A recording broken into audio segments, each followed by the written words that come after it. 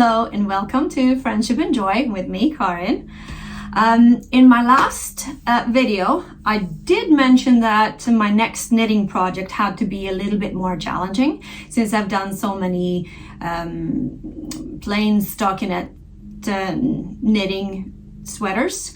I needed a little bit more of a challenge. I wanted to go back into Fair Isle. I wanted to go back into something that was a brain tickler, if you will. And oh boy, did I find a brain tickler.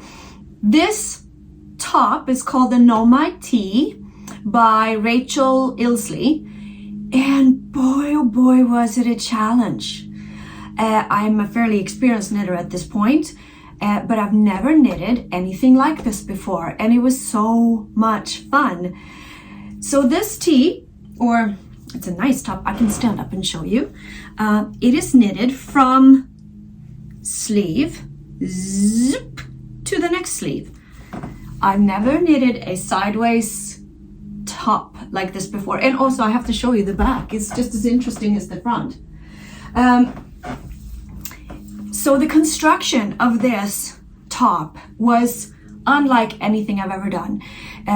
Basically, you start by knitting the ribbing for this armhole, and then you do a very interesting, I think it's called provisional double cast on. I have to look up the kind of cast on, and you cannot substitute this cast on. So if you don't know how to do it, like I didn't know, you have to YouTube it. And there's a great explanation. You just Google in the name of this cast on, and I think in the pattern there's even a link to the video.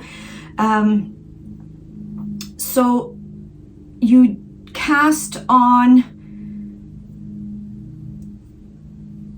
the seam here, and this becomes completely invisible. You cannot even see where the cast on is, really. It's pretty much invisible. Take a look at this little clip for when I had just cast on. So this is by far the most unusual construction of a sweater that I've ever knitted. It's hard to explain, but this is the side seam, and here is the armhole. It's going to be a cap sleeve tee. This is actually the Nomad Tee, and I have never knitted this way before. The whole sweater is going to be knitted sideways. So this is the right side, and then you're going to knit across, you'll come to the center, and then you're going to knit the left side. And yeah, I just wanted to show how very different this looks.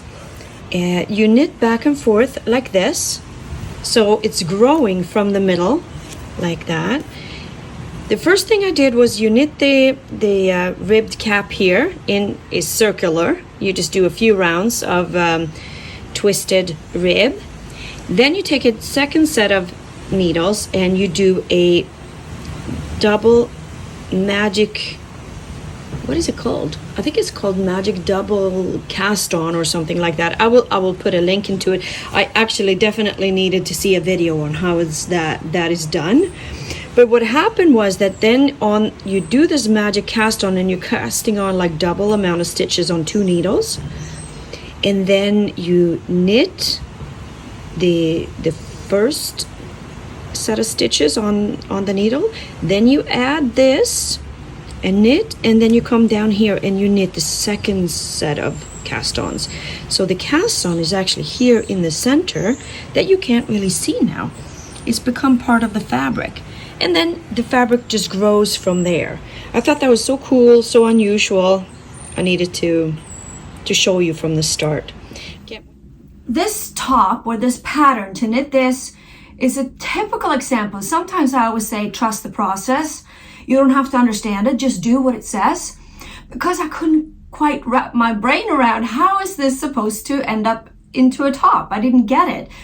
But I just simply followed along and did exactly what the pattern said, even though it didn't make sense to me. And then after you keep going a little bit, you start to realize, oh, that's how it works out. So just trust the process, just do what it says, take it step by step, and don't overthink it too much. Now, I loved this color work here. And when I first started, I realized that this would not be knitting in the round. It's knitted flat back and forth. And I hate knitting color work on the purl side. I just don't like it, especially not when you have to carry floats and things like that. But I thought it's just a short stretch because you knit, like this way. So it's not that long. It's just, or so many rows. So I thought, okay, I'm just going to have to bite the bullet and do it. And then when I got to that part or this point in the work, I was pleasantly surprised to realize that I had two options. I could either knit it, color work flat, which is faster, or I could do it with the mosaic technique where you lift the stitches, you knit with one color, and let's say I knit with the yellow here, then I lift all the white stitches and carry the yarn behind the work, and then I just knit the yellow in the pattern, and then I go back and do the same thing but opposite with the white. So I knit all the white stitches and lift all the yellow ones that I've already knitted, and then that way you only knit with one at a time, and the effect is completely the same. It just takes a little longer to do it. So when you see it just looks like regular color work. So I happily jumped on that option. And it was a joy to knit. It was an absolute joy to knit. And then when you get to this part, you basically just do everything mirror shaped, like opposite, but it explains it very well in the pattern. Another thing I wanted to show about this top was the V neckline here. The neckline is knitted last. And I'm gonna come up really close to the camera so you can see. So they've done one row of sideways, I think it's called sideways braid or something, but it's a different technique too that I had not done before, where the stitches are picked up and then kind of knitted sideways. It's very hard to explain, but in the pattern is very easy. So I can't even remember how it was done now, but the pattern explains it very easily. But I'm going to show you how nicely the edging around the neckline turns out. You have this little braid there going sideways, and then you finish off with a I-cord bind off. It was a very, very nice and full and tight and easy, like a very elegant way of finishing off a neckline, I thought. So I was impressed with that. Yeah, I can highly recommend the Nomad Tee by Rachel Ilsley. I'm already coming up with color combination. This color combination I copied exactly from the pattern. It's not the same yarn. I used Leo and Roxy yarn.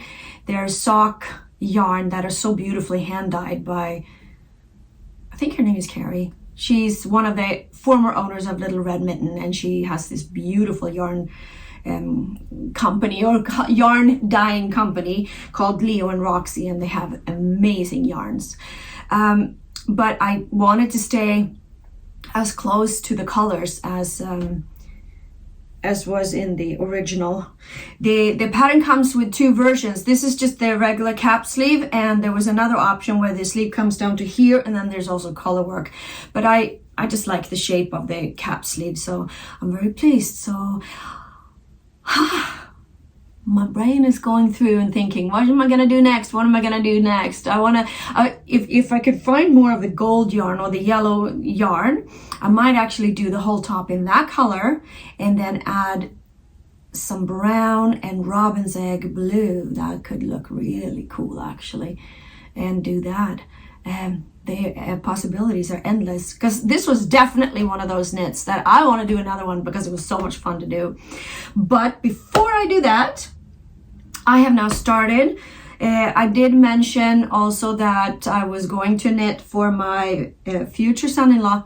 2 weeks now. The wedding is coming up in 2 weeks. I'm so excited. So I'm knitting the Athmeli sweater for him, the Icelandic, and I've started with one sleeve here, and I got this beautiful olive sage green with some gold and black, and then I've started the body a little bit, and I've gotten this far, so now I'm going to continue and do both sleeves. And then once I get up to the top, to the bottom of the, you attach the sleeve to this large, and then you continue up and finish off with doing the yoke last. The bottom up sweaters, or this type of sweater where you do the plain stockinette knitting first and then the color work, I like it because then I have something fun to look forward to. It's easier to finish sweaters like this, because otherwise if the fun part is already done and then you're gonna just knit plain the rest of it, I tend to get a little bored and then it takes forever to finish. So I have no doubt that this will be done in a pretty short while. So that is what I'm going to do. And I figured I just wanted to do a little quick update to show you this beautiful top before I get too busy, because tomorrow I'm picking up family from Sweden. They're flying in to attend the wedding. And after that, it's going to be just a whirlwind, I'm sure. So I don't even know how much knitting I will get done either. One good thing is that my older sister is just as crazy about knitting as I am, and she's arriving first. So we'll have one day that we're just gonna sit and knit and do nothing but. And then the rest of the family will show up and we'll be busy with family events. But that's all I have for you today. Until next time, take care. Bye.